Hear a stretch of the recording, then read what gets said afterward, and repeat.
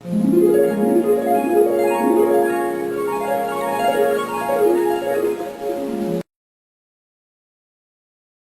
بقول لك ايه، انت معلقه وانا معلقه، انت حته لحمه وانا حته لحمه، مش عشان العيد عيدك يعني انت تاكل كل الاكل. ايه ده احنا شغلنا. كل سنه وانتوا طيبين، عاملين ايه؟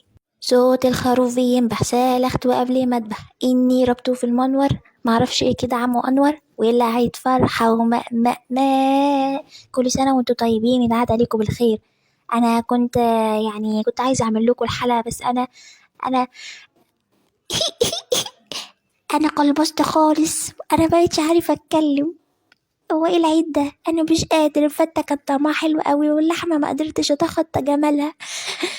تستنوني الاسبوع الجاي؟ قولوا قولوا تستنوني عشان خاطري، مش قادره اتنفس. بس يا ترى الحلقة الجاية القلم هيحكي لنا حدوتة ايه؟ ده اللي هنعرفه الحلقة الجاية. في أين قلمي هنا العنوان. استنونا يوم الجمعة مع الحلقة مع الحلقه ال24